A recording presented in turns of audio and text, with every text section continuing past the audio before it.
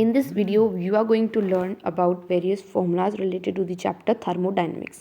Thermodynamics काफ़ी important chapter है.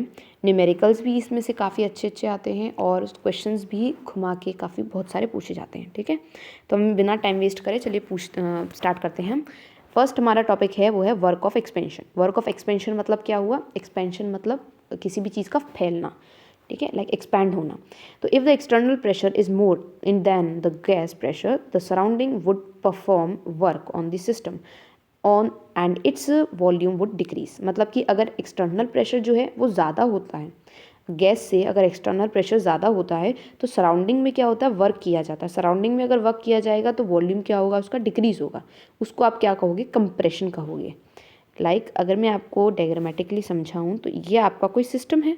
अब इस सिस्टम पे बाहर से वर्क हो रहा है. देखिए एक्सटर्नल प्रेशर आ रहा है, इसके अंदर का जो गैस का प्रेशर है वो कम है और बाहर का प्रेशर ज़्यादा है, तो एक्सटर्नल प्रेशर ज़्यादा बन रहा है. इस तरफ एक्सटर्नल प्रेशर ज़्यादा बनने की वजह से उसके अंदर का जो वॉल्यूम होगा वो कॉन्स्टेंटली क्या होगा? डिक्रीज़ होता जाएगा. तो वॉल्यूम डिक्रीजेस, वॉल्यूम डिक्रीज़ होगा और इस प्रोसेस को आप कहोगे कंप्रेशन. तो आप क्या कहोगे कि वॉल्यूम डिक्रीज़ हो रहा है, मीन्स सिस्टम जो है वो कंप्रेस्ड हो रहा है. एंड कॉन्ट्ररी टू दिस, अगर हम इस तरीके से लें, आपका एक इस तरीके से लेते, ये आपका सिस्टम है, यहाँ पर आपका गैस का जो है एक्सटर्नल प्रेशर ज़्यादा है, एक्सटर्नल प्रेशर से गैस का ज़्यादा है, तो यहाँ पर इस तरीके से लगेगा आपका प्रेशर. ठीक है, तो इस केस में वॉल्यूम इंक्रीज़ होगा. तो आप इस केस को क्या कहोगे कि यहाँ पर एक्सपेंशन हो रहा है, मीन्स यहाँ पर एक्सपेंड हो रही है आपका सिस्टम. तो ये था work of expansion. Now isothermal expansion. अब यहाँ से आगे आप बहुत सारे फॉर्मूलेज पढ़ोगे. देखिए इसमें डेरिवेशंस भी हैं. डेरिवेशंस बहुत सारे होने की वजह से इनकी पूछे जाने के चांसेस बहुत ज़्यादा कम होते हैं.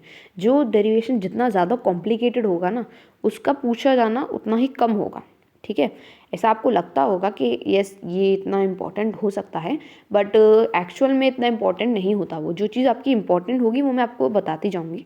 अब इसमें जैसे कि इरिवर्सिबल आइसोथर्मल एक्सपेंशन है, ये तो बहुत छोटा सा है, आप इसका डेरिवेशन भी कर लो तो भी कोई दिक्कत नहीं है. नहीं तो आपको सिर्फ 2 स्टेप्स याद रखने हैं.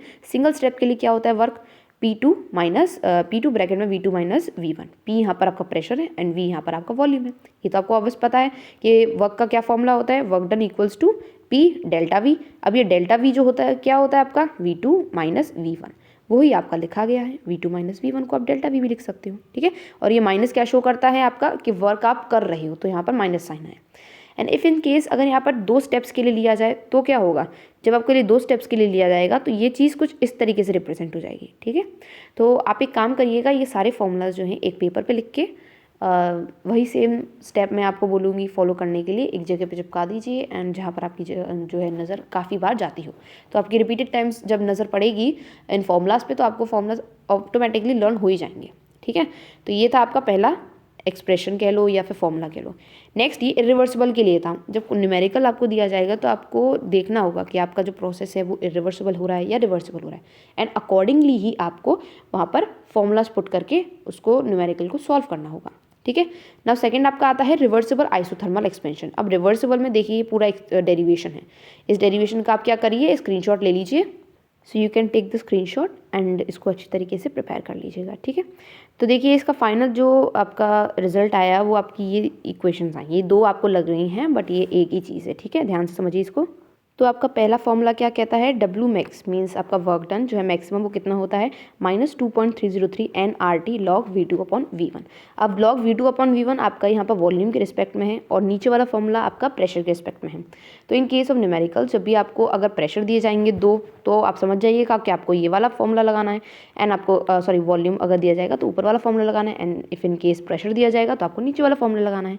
देखिए आप जब जितने ज़्यादा न्यूमेरिकल्स प्रैक्टिस करोगे ना उतना आपको आता जाएगा और आपके हैबिट में हो जाएगा कि हमें किस उसमें क्वेश्चन में कौन सा वाला फॉर्मूला पुट करना है. ठीक है, इट नीड्स प्रैक्टिस. आपको सिर्फ प्रैक्टिस से ही करना होगा. मैं यहाँ पर आपको सिर्फ और सिर्फ आपके वो बता सकती हूँ, न्यूमेरिकल्स बता सकती हूँ, वो क्या है आपकी ये फॉर्मूलाज बता सकती हूँ, ज़्यादा से ज़्यादा आपको डेरिवेशंस बता सकती हूँ, बट ये आपको न्यूमेरिकल्स में तभी हेल्प करेंगी if you practice only. Okay, आगे बढ़ते हैं हम. आगे हमारे पास एडियाबैटिक एक्सपेंशन. अब जब आपका एडियाबैटिक एक्सपेंशन क्या होता है? जहाँ पर कुछ भी होता नहीं है, नो हीट ट्रांसफर. ठीक है ना, कोई भी हीट ट्रांसफर नहीं होती, तो डी क्यू क्या हो जाता है? 0 हो जाता है. तो यहाँ पर डी यू क्या हो जाएगा आपका? DW मतलब कि वर्क डन एडियाबैटिक के केस में। तो एडियाबैटिक के केस में जो है रिलेशंस कुछ अलग होते हैं। अभी तक आपने वर्क एक्सपेंशन रिवर्सिबल इरिवर्सिबल के लिए पढ़ लिए 2 फॉर्मूलाज, ठीक है। यहाँ पर आप एडियाबैटिक में इसके अंदर 3 फॉर्मूलाज आते हैं। अब इनका आपको डेरिवेशन पूछा जा सकता है। ये आपके एग्जाम पॉइंट ऑफ व्यू से थोड़ा बहुत इंपॉर्टेंट हो सकता है, क्योंकि देखिए थोड़े से ईजी से भी हैं और आप आराम से कर भी लोगे इसको डिराइव, ठीक है। अब इसमें 3 आपके इंपॉर्टेंट डेरिवेशंस आते हैं। पहला है relationship of temperature and volume. इनको अच्छी तरीके से प्रैक्टिस कर लीजिएगा, ये बहुत ज़्यादा इंपॉर्टेंट है। पहला क्या है आपका T1 V1, और ये इसको आप क्या पढ़ सकते हो, आप इसको लैम्डा पढ़ सकते हो, ठीक है, -1 और equals to T2 V2 lambda -1, ठीक है। यहाँ पर लैम्डा की वैल्यू CP/CV होती है। CP और CV मैंने आपको पिछले लेक्चर्स में अच्छे से समझाया है, उसे देख लीजिएगा, अच्छे से समझ लीजिएगा, ठीक है।